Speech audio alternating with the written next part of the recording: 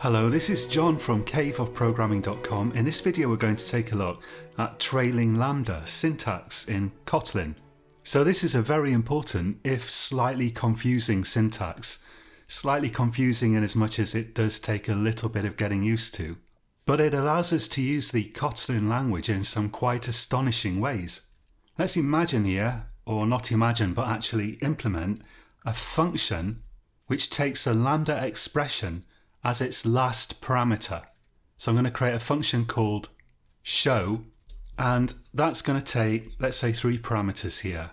We'll have a x of type int, a y of type int, and the important bit, the last parameter, will be a function type, so something that can accept a lambda expression.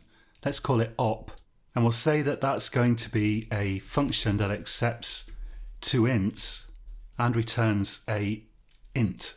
Now what should we do with this? Well, let's just do print line, and we'll just print the return value of op after passing x and y to it. I'm going to run the auto formatter here because the auto formatter doesn't always agree with my exact choices for spacing. There we go.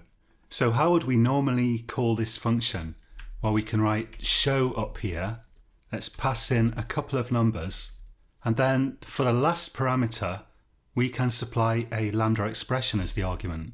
So we have a pair of curly brackets. This lambda expression needs to accept 2 parameters. Let's just call them x and y. Then after an arrow we list an expression which is going to be the return value. So let's just put x plus y. So if we run this, we're going to get 13 coming out on the console down here. But there is another way to run this. We can run it like this. We can write show, and then we supply the parameters, let's maybe put 3 and 4. And then we supply the lambda expression after the parameter brackets. So we're going to take it from where it is, which is here, and put it after the parameter brackets have closed. So my lambda expression is going to go here, and in fact I'm going to put this second bracket on a line of its own. And now again, this needs to receive 2 parameters, and I'm going to return, let's say, x times y. So this syntax is absolutely equivalent to this. If a lambda expression is being supplied as the last argument in the parameter list of a function, you're allowed to take it outside of the parameter brackets and put it after them. So let's try that. And there we've got 12, which is 3 times 4. Now, trailing lambda syntax can look even stranger from a certain point of view and more intuitive from another point of view if the function type is the only parameter that the function accepts. Let's create a function called greet, and I'm going to say that greet accepts a function which I'll call content, and let's make that a function that accepts maybe 1 parameter of type string, and it returns a string. So now the function type parameter is the only parameter that greet accepts. What should we do with this? Well, again, let's just do print line, and we'll call the content function and output whatever it returns. Here we have to supply some argument. Let's just put in someone's name.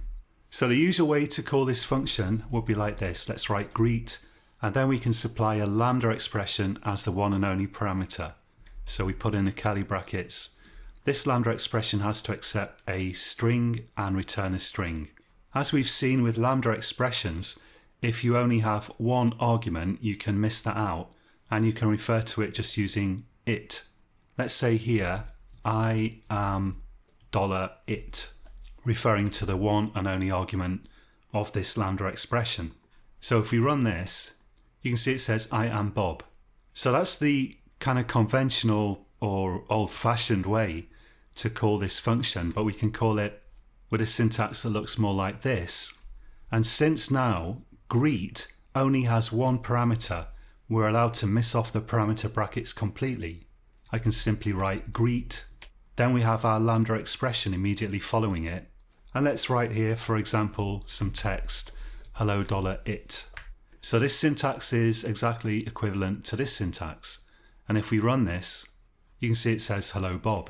Let's just run the auto formatter. Made some minor changes there.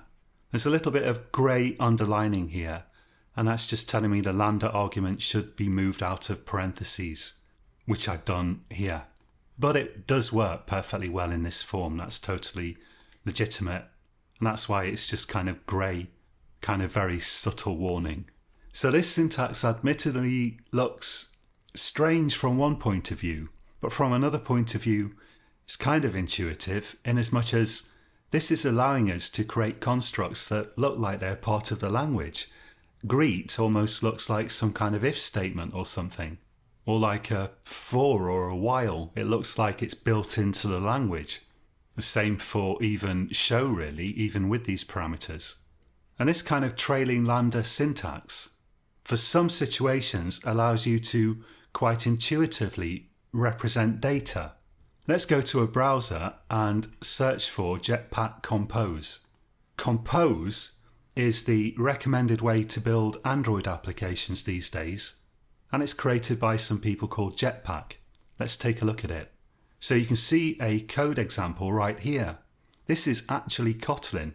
So for example, card is a function that takes a single parameter, which is a lambda expression. Animated visibility here is a function with two parameters. The first one is supplied here, and the second, and most importantly, final parameter is again a lambda expression which has been supplied outside of the brackets. So this looks really baffling when you first see it, but when you understand what it is and after you've practiced it a little bit so it starts to become somewhat intuitive, then it makes complete sense.